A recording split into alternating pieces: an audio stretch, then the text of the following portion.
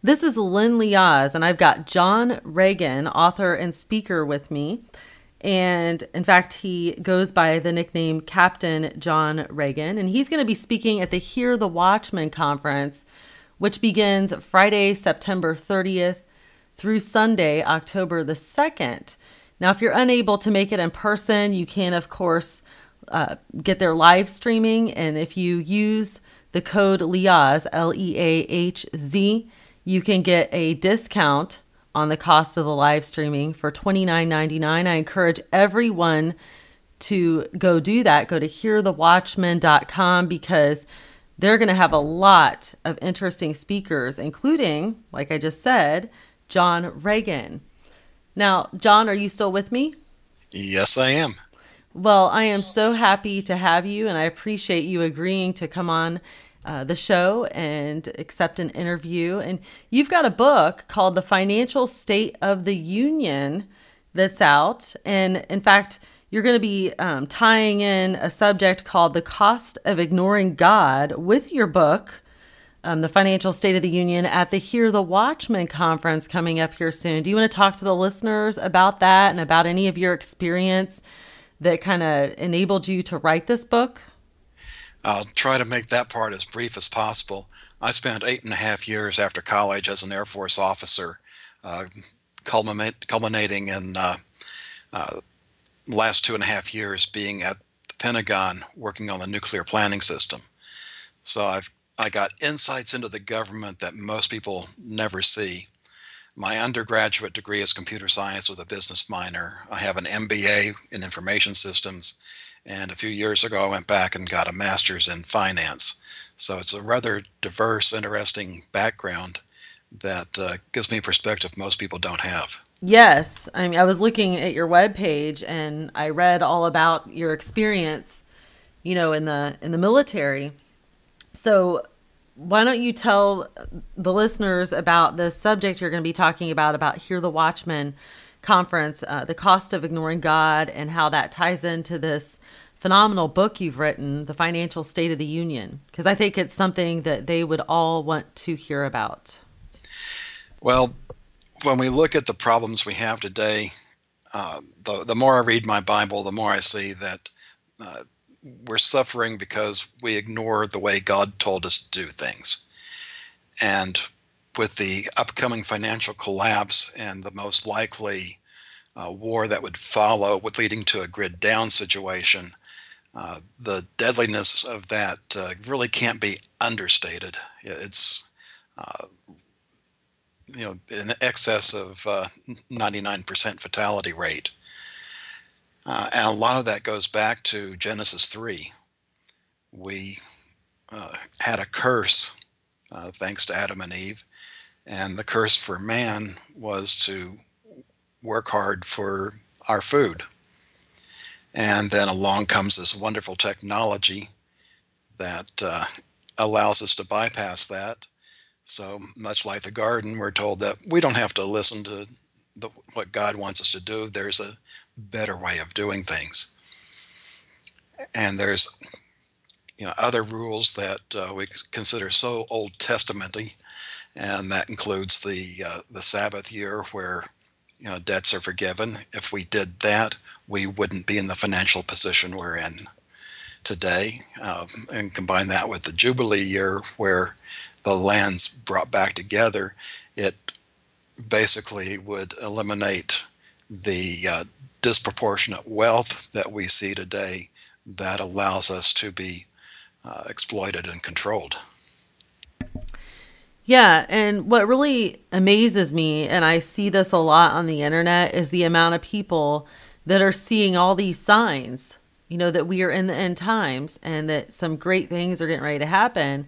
And they're just plain out either ignoring it, or they don't want to accept it, or they're intentionally, working for Satan, so to speak, and trying to divert people. And I can't tell people enough that they need to get prepared and they need to draw closer to God, repent, and get their lives right, get their houses in order, and get ready, because we're seeing more and more signs that there is coming an economic collapse.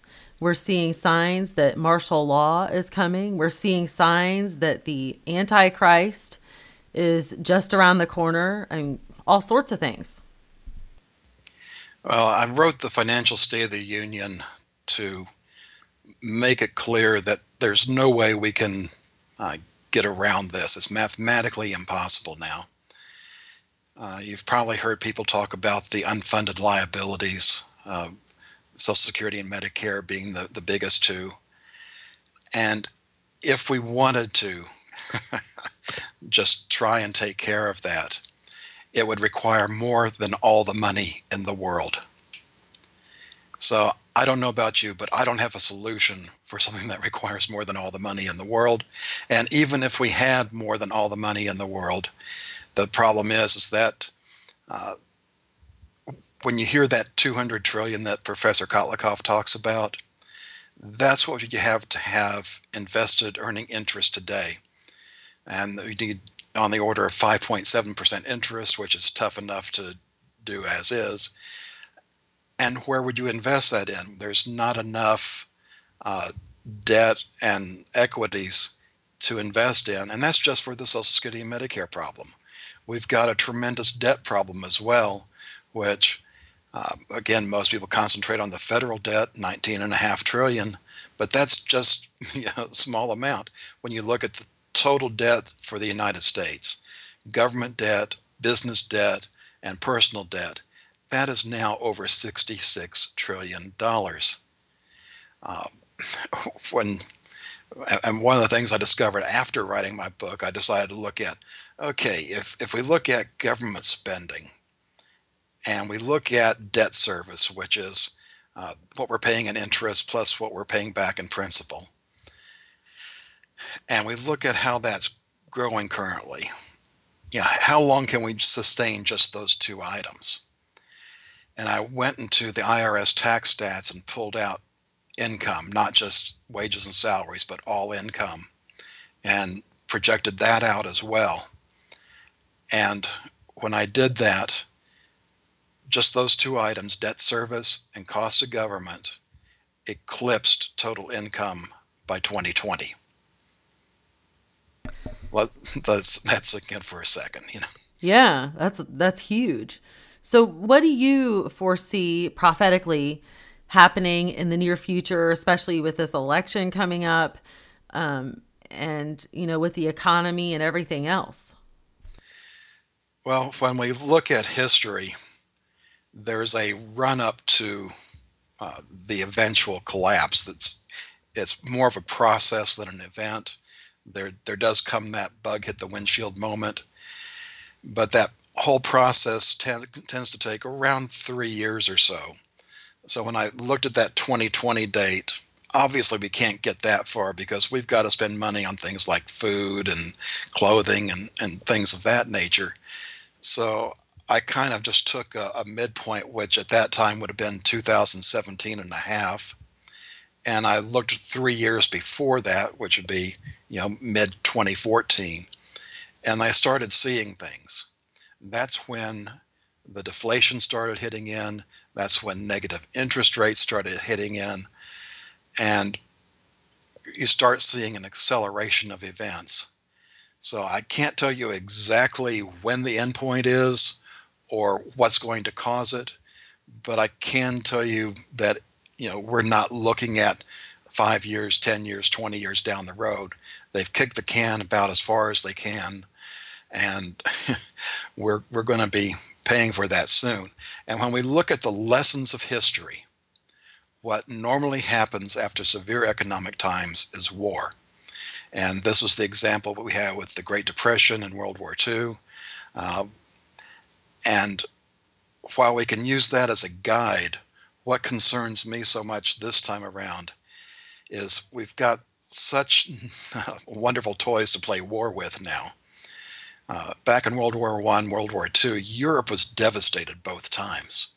But the United States mainland really went unscathed. And even in World War II, it was basically Pearl Harbor was hit. And now it doesn't take that much with missiles and portable launchers and a whole array of things that can be used. In fact, we're at the point with the nuclear age that just one nuke could bring down the power grid for the United States. Most likely they would use more than that, but it doesn't even take a nuke. Of course, there's the natural way where the sun would send out a coronal mass ejection like it did with the Carrington event in 1859. But there's also two other ways the grid can be brought down. One is by physical attack. We have these large transformers in the grid that each are custom made. In the best of times, it took a year to get one of these, placing them on order. We don't even make them in the United States anymore. A few years ago, it was a 3-year time lag for ordering one to getting one delivered. I understand it's down to 2 years now. But if all of a sudden you need a bunch of these, no telling how long it will take. And if just 9 specific large transformers are taken down, I don't know where they are, but I'm sure, our government, I'm sure our enemy knows as well. Those 9 transformers taken down, that would collapse the grid as well. And then there's cyber attacks. And the departing head of Homeland Security a few years ago said, 100% chance that our power grid will be brought down by a cyber attack. And this is not something that just, you just got to clean up the computers and get back going. It ends up doing things that's destructive to the infrastructure. And in any one of those scenarios, without the power grid, we lose the supply chain. Without the supply chain, there's no food and water. And that is where we are so woefully unprepared for what's coming. Even if we got people to wake up with the current just-in-time supply chain, probably the best we could do is save 0.5%. Now, we could grow more food and work on more, but that's not in the supply chain right now. And we add on the problem that we don't have the skills anymore. We don't know how to raise our own food. And at one expo, Marjorie Wildcraft was there, who's pretty much recognized as an expert in raising food. And she said, if you had anything less than a 100% crop failure for your first 3 years, you have a green thumb. So that tells me if you don't have at least 3 years of food saved up, unless you're already raising most of your own food, you're not going to be able to survive your own learning curve. And the thought of just going out and, I'm going to, bag Bambi and go fishing and things of that nature. Well, because we've been divorced from the way God does things or wants us to do things, we don't understand how that works. There's a carrying capacity to the land. And that's something that people that get into farming, whether they're raising plants or raising animals, they understand what they need for a certain amount of land in order to do what they want to do. And that goes for humans as well. And it's just a few weeks ago, I came across a statistic that to have a sustainable carrying capacity for a hunter-gatherer type human, you would need 10 square miles per person. So if you're talking about a couple, that's 20 square miles. A family of 4 would be 40 square miles. That's an area a little bit over 6 by 6 square. That's a pretty good size area. And given that it's going to be picked over due to starvation, much like we're seeing in Venezuela, you'd probably need more area than that. So just planning on going hunting and gathering is not going to cut it for you unless you just happen to live way out in the boonies in areas that are still fairly pristine. But that's certainly not the majority of Americans. Something interesting I came across the other day, and you were talking about the economy. I saw in the Telegraph business section, it says China facing full blown banking crisis, world's top financial watchdog warns. And this was put out on September the 19th.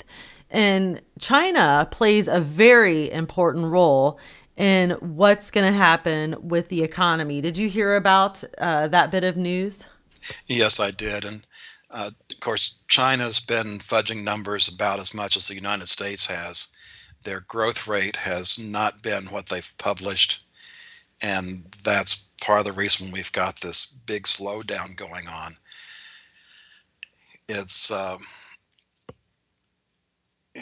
there's so many pieces to this puzzle. You have China, you have Japan, you have the United States, you have Europe, you've got two major banks in Germany having severe problems. I think everybody already knows about, you know, Greece and Italy are having severe problems, and the refugee crisis on top of that is just making things worse. It's kind of like layer upon layer, and just trying to pull it all together to get a good picture is more time consuming than most people have the attention span for, unfortunately. What else do you see in the near future, prophetically, from a biblical perspective? What do you see in the near future happening in relation to all this news that's being put out about all these different things, the martial law, the economy? You were talking about EMPs and the power grid. What are some more things that you feel are upcoming that people should be prepared for that they're not ready for? Well, the power grid part, I think, would be pretty much a given if we end up having war. Now, if all of the nations are truly controlled like some people believe, and that includes Russia and China, once there's the financial collapse, that would be an ideal time to implement that wonderful global New World Order, one world currency, Agenda 2030, all of that stuff. And given the technology that's going on today, that to me gets to be truly frightening. And in fact, I've been doing spy tech reporting for about the last 2.5 years. I guess getting close to 3 now. And there's so much more material on that than the financial stuff that I wrote a book on. You get into things like the brain mapping. They can adjust what you believe in. They can, there was one process, they can switch you off, much like you do a light bulb, and switch you back on, and you never even know you were switched off. There's DNA. The CRISPR technology is truly disturbing. That's where they can go in and edit your genes. And not only can they do that, but it can change the germline so that any offspring you have after that point would also have the modified DNA. We've got artificial intelligence that we see just exponentially expanding. We've got quantum computers, which I also find disturbing. I have, say a degree in computer science, but I hadn't worked with things like supercomputers or quantum computers. So when I went to look up about quantum computers, I found out that the people working with them don't even understand how they work. And the way they describe it is they'll put together this problem to be solved, and then what they say, it's like it's shipped off to another dimension and the answer comes back. And if that doesn't raise the hair on the back of your head, I don't know what will. There's all this miniaturization of technology where whether it's used for surveillance or just even in the body, it can be used for either healing or destruction. I could go on and on the technology side of things, but I'm sure you're kind of getting the drift there that those things pretty much line up with a lot of things we read in the book of Revelation. They certainly do. And for those of you listening, I just want to remind you again that John Ragan served as a captain in the U.S. Air Force, including tours in Europe and in the above top secret world of nuclear planning at the Pentagon. So pay attention to what he is saying. And if you want to visit him or find out more, you can go to the financialstateoftheunion.com. That is his website. And you can find out more about his book. You can also go to hearthewatchman.com and find out more about him there, when he'll be speaking and so forth. But his book, The Financial State of the Union, is one that every person should definitely check out and read about the information, because the stuff that he's telling you is pretty scary, especially what you were just talking about changing people's DNA, John. That's scary. And that certainly does line up with Bible prophecy and about the mark of the beast. And, a lot of people agree that the microchip is going to be inserted into people's hands or foreheads. And, that's going to be the mark of the beast. I really don't think we have to worry about microchips or tattoos, because those things do not really serve well as identifiers. They can be easily spoofed. However, biometrics is coming in big time, and I think that's going to be used as the identifier. And it's kind of interesting if you look at the beast being the body, the animal part of us. Biometrics really is the mark of our beast.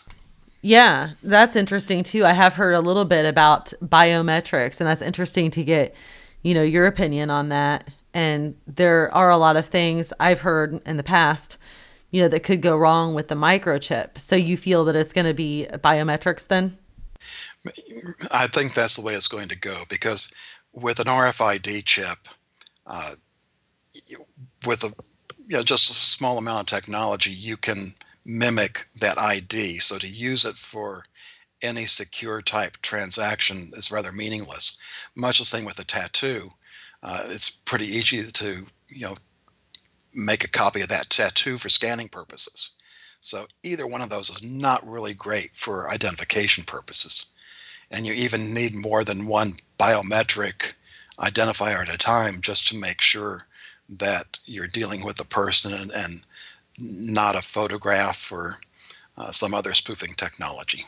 Well, for all of you listening, again, go to thefinancialstateoftheunion.com to find out more about John and his book, and go to hearthewatchman.com. Remember, if you want to watch it on live stream, put Leahz, Leahzn as the code, and you will get a discount, and it will only cost $29.99. You can live stream the whole conference from your device.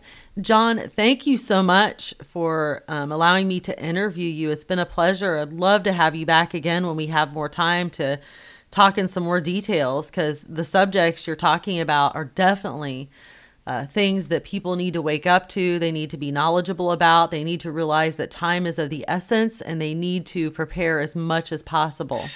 And that's the problem with short interviews. I don't get a chance to get into what solutions we have available to us. So I've probably left you on edge right now. I highly recommend getting the live stream. You'll get some of the idea. In fact, you may be part of the solution.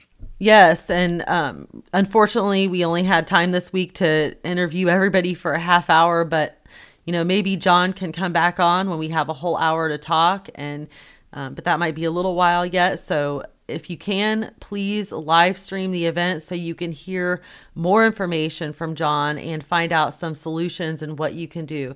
Thanks again, John, and God bless you. I really appreciate having you and sharing your knowledge with my listeners.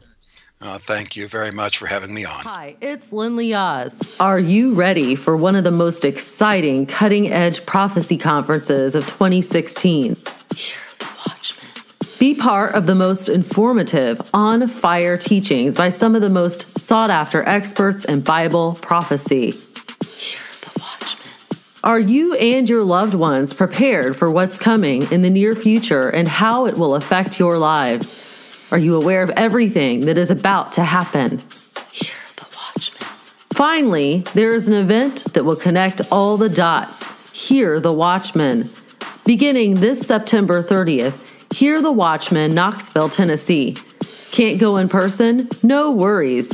Live stream it straight from your device and enjoy 30 days of uninterrupted on-demand viewing for only $29.99. Normally $39.99. Use the promotional code LEAHZ, that's LEAHZ, when ordering at www.hearthewatchman.com.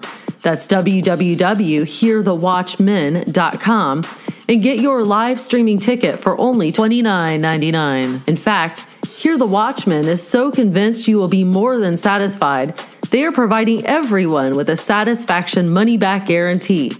It all starts September 30th. Hear the Watchman, Knoxville, Tennessee.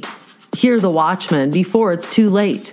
www.hearthewatchman.com, and use the promotional code LEAHZ, LEAHZ, for a generous discount. Hurry, because time is running out. www.hearthewatchman.com today. Hear the Watchman. Visit Lynn Leahz on YouTube at youtube.com/Lynn Leahz, LYNLEAHZ, and subscribe today.